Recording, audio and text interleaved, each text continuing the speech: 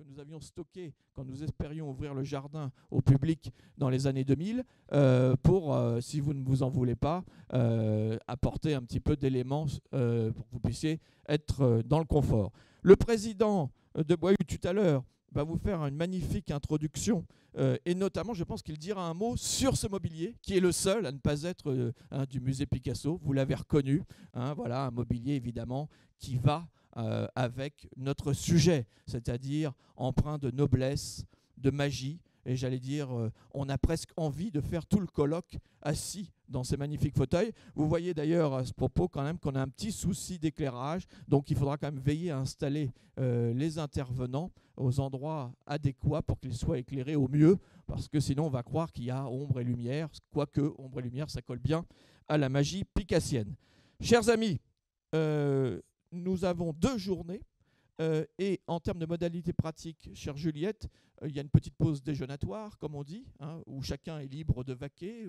Peut-être que pour les intervenants, je crois que vous avez sorti quelques sandwichs décongelés. Voilà, très bien. Et nous nous retrouvons le soir pour une grande fête, 18h15. Là, c'est le mousseux qu'on a sorti, c'est ça. Mais la bonne nouvelle, c'est que vous pourrez voir l'exposition chef-d'œuvre. Alors certains pensaient venir au colloque pensant voir bleu et rose. Bah non, c'était au musée d'Orsay, désolé. Mais vous aurez les chefs-d'œuvre qui marchent pas mal comme exposition et vous allez voir, le titre correspond à peu près au contenu. C'est-à-dire que si vous ne l'avez pas encore vu, vous allez trouver un parcours chronologique. Donc je vous invite à rester jusqu'à 18h15 et moultes énergies encore possibles pour revenir le lendemain dès 9h30.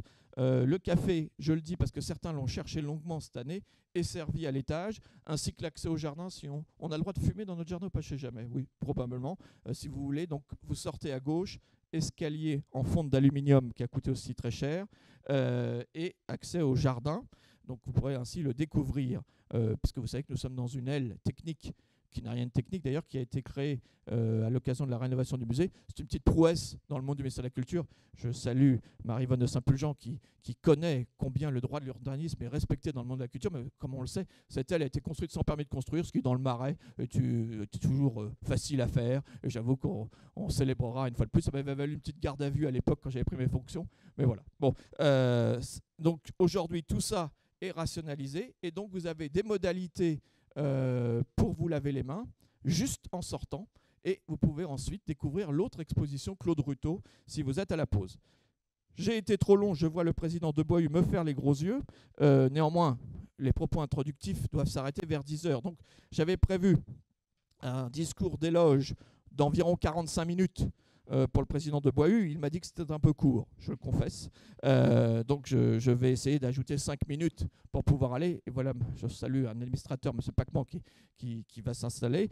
Cher Jean, si vous me permettez de vous appeler par votre prénom, je vais réduire un petit peu ce discours en votre honneur, en profitant surtout de ce moment qui m'est donné pour faire ce qu'on fait d'habitude en fin de colloque, c'est-à-dire de remercier bien sûr celles et ceux qui ont contribué à ce succès. Et je suis d'autant plus inquiet parce que là on est dans une logique parisienne et vous savez qu'à Paris on arrive toujours un petit peu en retard, pensant que le colloque allait commencer un peu en retard. Et vous voyez là les dizaines de personnes qui vont devoir rentrer chez elles et regarder ça sur Facebook Live, qui ne doit sans doute d'ailleurs pas fonctionner. Voilà, mais en tout cas vous pourrez aller voir l'exposition. Donc cher Jean, merci à vous et à toute la commission. Je crois qu'on a Édouard qui va nous parler demain et Béatrice que j'avais croisée dans d'autres moments de ma carrière. On a le ministère de la Culture. Alors on cherche le directeur général des patrimoines. Il était là, voilà, mais il s'est excusé. Vous savez qu'il vient de prendre ses fonctions, donc il est en plein dynamisme sous moult projets, mais il m'a chargé de nous transmettre tous ses vœux, et ça tombe bien parce que c'est le moment des bonnes résolutions pour cette belle année et pour la réussite du colloque. Et donc, cher Philippe, je le salue en termes d'hologramme. Bon, là aussi, le système est encore un peu en cours. Et j'en profite pour faire un clin d'œil à mes amis du SMF. On cherche aussi là un chef de service. Je crois que la vie de vacances est finie, donc on ne peut plus postuler.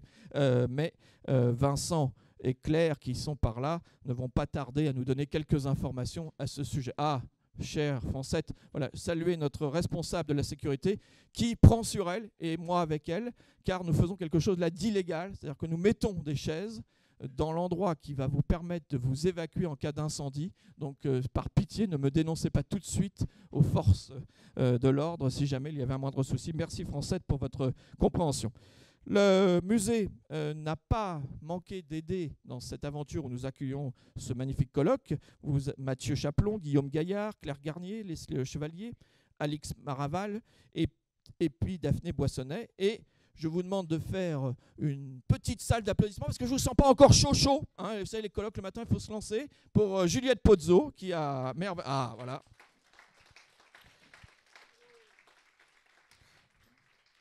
Ça part bien, mais vous allez voir avec la pause et le café, on a mis une petite substance dans le café, ça va être encore plus tonique. Je remercie évidemment Picasso Administration et Christine Pinault qui ne doit pas être loin, qui nous aident toujours, ainsi que toute la famille.